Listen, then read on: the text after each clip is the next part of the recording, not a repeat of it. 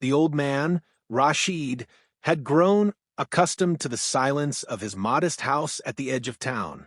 Days passed with the steady rhythm of routine, watering the plants, reading worn-out novels, and watching the sun sink behind the hills. Yet beneath his calm exterior lived an unspoken ache, a yearning for closeness that age had not extinguished. His solitude, once a shield, had begun to feel like a cage. It was during one of his evening walks that Rashid first noticed the three boys. They gathered regularly near the corner shop, laughter tumbling from them like restless music. Their youth glimmered with the energy of rebellion, and their presence stirred something in him he had long denied. Though he tried to keep his gaze casual, he felt an unfamiliar quickening in his chest whenever their eyes met his. The boys were not alike, and that difference made them magnetic. Adil, the boldest, carried himself with a reckless grin that dared anyone to challenge him. His voice was sharp, teasing, and often the loudest among the three. Beside him stood Danish, quieter, with eyes that seemed to search for approval in every interaction. He spoke less, but listened intently, his silences filled with hidden thoughts. The third, Imran, radiated confidence. His charm came easily, his laughter smoothed over disputes, and his words slipped into conversations like secrets waiting to be believed. Together, they were inseparable, bound by the innocence of youth and the allure of testing boundaries. Their first exchange with Rashid was casual enough. Adil called out as Rashid passed, making a joke about his slow pace. Rashid forced a smile, offering a polite nod before continuing home. Yet the moment lingered with him that night, echoing louder than it should have. The next evening, when he walked past again, Danish greeted him with a shy wave, and Rashid found himself returning it before he could resist. It became a quiet ritual. He would pass by, they would notice him, sometimes teasing, sometimes simply acknowledging his presence. With each encounter, the invisible thread between them tightened. Rashid knew the gulf of years between himself and the boys, but he also recognized something familiar in their curiosity. Their glances were not always innocent. Sometimes, especially from Imran, the looks carried a weight that unsettled him. At home, Rashid scolded himself for his thoughts. He reminded himself of propriety, of dignity, of the dangers in chasing forbidden dreams. But when he lay awake in bed, he replayed their voices, the way laughter spilled from their lips, the glint of daring in their eyes. His loneliness deepened, not because he lacked company, but because temptation had found him. One evening, Adil approached more boldly. "Uncle, you always walk alone. Don't you get bored?" His tone was playful, but Rashid felt the hidden challenge. He replied with measured calm, "I've grown used to solitude. It keeps me steady." Adil smirked, as though unconvinced, while Imran studied him with an expression that lingered too long to be casual. Danish, as always, hovered quietly, his gaze darting between them. The boys began to weave Rashid into their evenings. Sometimes they asked him questions about the past, pretending curiosity about his youth. Other times they teased him gently, enjoying how easily his composed face betrayed a flicker of reaction. Rashid told himself it was harmless, yet he noticed how quickly he anticipated those meetings. Their energy disrupted the monotony of his days, filling his empty hours with a dangerous vibrancy. As weeks passed, boundaries blurred. The boys no longer waited for Rashid to pass by, they sought him out. One night, they accompanied him for a short walk, their voices filling the silence he had lived with for years. Adil joked loudly, Danish listened quietly, and Imran walked close, his shoulder brushing Rashid's arm now, and then as if by accident. Each brush left Rashid struggling to steady his breath. That night, Rashid lingered at his gate longer than necessary, watching the three boys disappear into the distance. His heart pulsed with confusion, part guilt, part exhilaration. He told himself nothing had happened, that it was only companionship, yet deep within, he knew something fragile was taking shape. By the time he closed the gate behind him, Rashid understood that he was no longer untouched by their presence. The boys had slipped into his world, and with them came a promise of both delight and danger. He did not know how far this path would lead, only that he was already walking it. The change began subtly, as though invisible lines were being redrawn with every passing evening. Rashid found himself no longer just an observer. He was now a participant in the boys' restless world. Their laughter spilled into his quiet life, their presence clung to him even after they had gone. What had started as chance meetings soon became deliberate encounters, each one laced with suggestion. It was Imran who first crossed the boundary. On a warm night, when the air hung heavy with silence, he lingered after the others had already turned to leave. His eyes, bold and unflinching, held Rashid's gaze in a way that left no room for misinterpretation. "Uncle," he said softly, "you don't always have to be alone." The words were simple, yet Rashid felt them like a spark striking tinder. For a long moment he hesitated, then allowed the silence between them to speak what neither dared to articulate. From then on, the rhythm of their meetings shifted. There were shared glances that lingered too long, touches that pretended to be accidental but carried undeniable weight. Rashid, who had lived decades in restraint, felt the pull of something reckless rising in him.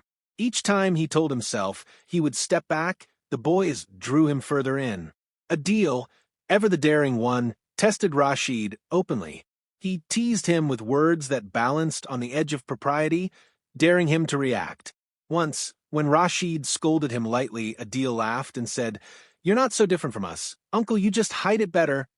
The remark struck deep, for Rashid recognized in it a truth he had buried for years. Danish, meanwhile, carried himself differently. He sought not only Rashid's attention, but his approval. His questions were more personal, his tone softer, his eyes searching for something beyond playful affection. In those moments, Rashid felt the fragility of youth, the desire to be seen, to be understood, and he was powerless against the urge to offer comfort. Together, the three boys created a web that Rashid could not escape.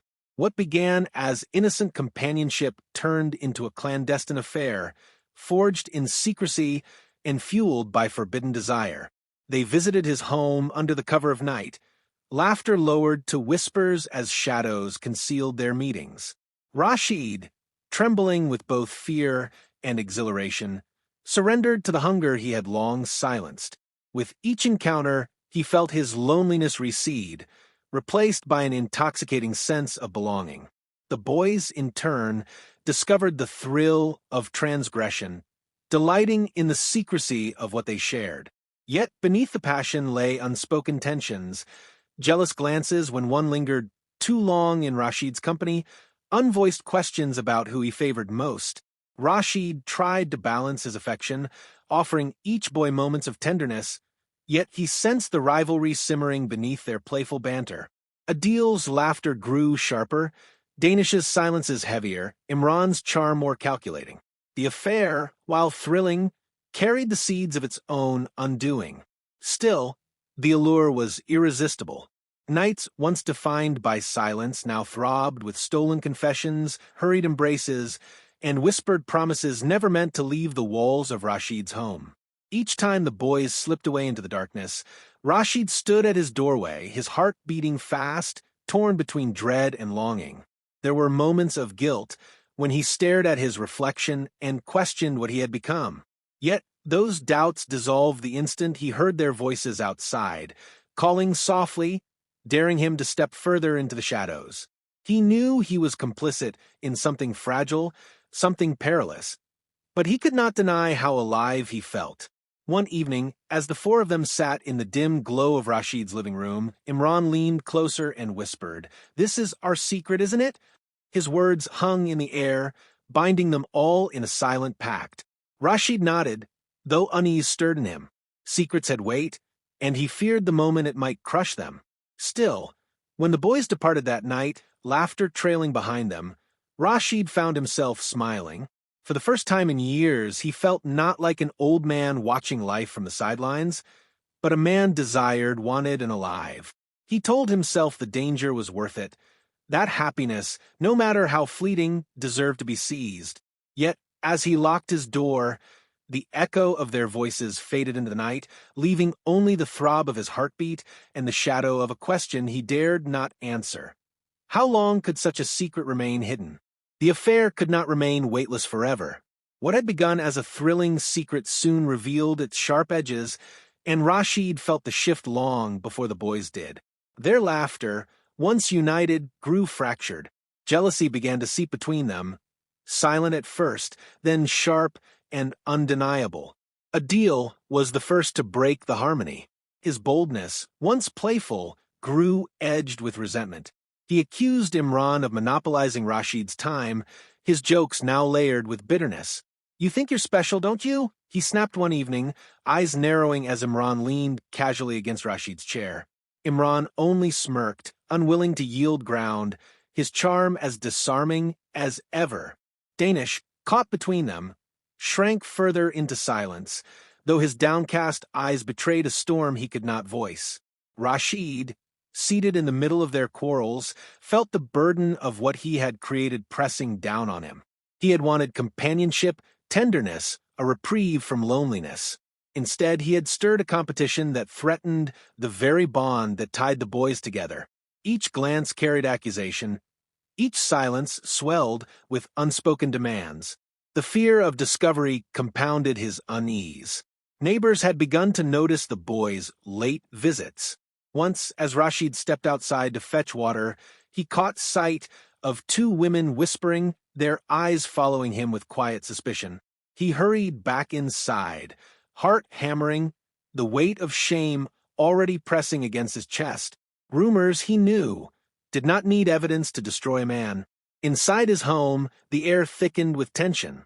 Danish, usually reserved, began lingering near Rashid in ways that suggested unspoken longing. His questions grew more intimate. "Do you think of me when we're not here?" Rashid, unprepared, stumbled over his response. Adil, overhearing, exploded with laughter that carried no humor. "So that's your game, Danish? Trying to be his favorite?" The words stung, their cruelty deliberate, and for the first time, Danish's face hardened in reply. Rashid saw the fracture widening. He knew that no matter how carefully he tried to balance his affection, someone would always feel left behind. The thrill that once quickened his pulse now brought only anxiety. What had once seemed like liberation had turned into a prison of his own making. The breaking point came one stormy night. The four of them sat in uneasy silence, rain pounding against the windows. Imran, voice steady but eyes sharp, said, "This can't go on forever, Uncle. Someone's going to find out." The words struck like a verdict, undeniable and final. Adil scoffed, masking fear with bravado. "Unless you're the one planning to tell." Danish flinched, his hands trembling as he whispered, "We can't fight like this. We'll ruin everything." Rashid felt their eyes on him, each boy waiting for an answer he could not give. He wanted to promise safety, to assure them that their secret would remain untouchable. But deep down he knew the truth. Secrets fester, and desires this volatile cannot remain hidden. The silence stretched, broken only by the storm outside. Finally, Rashid spoke, his voice heavy. "You deserve more than this. You deserve a life not built on shadows." His words fell like stones, final and unmovable. The boys shifted uncomfortably, unwilling to meet his gaze. They knew, as he did, that the end had already begun. When they left that night, no laughter followed them. Their footsteps faded into the rain, leaving Rashid alone in the dim light of his living room. He sat motionless, listening to the storm rage, feeling as though it mirrored the turmoil within him. In the days that followed, their visits ceased. Rashid walked his familiar paths, but the corner where they had once gathered stood empty. Neighbors still whispered, but now their words mattered less. The boys were gone, and the silence had returned. Yet it was no longer the silence of routine, it was the silence of absence, heavy and echoing. Rashid did not regret the moments of tenderness, nor the way his heart had leapt when desire had been returned. But he carried the weight of what had unraveled, the friendship strained, the innocence lost, the reminder that forbidden joy often comes with unbearable cost. Standing once more at his gate at dusk, He looked toward the horizon, where the sky bled into night. He knew he would not see the boys again. Still, their laughter haunted him, lingering in the shadows of memory, a bittersweet reminder of the love he had tasted and the loneliness to which he had returned.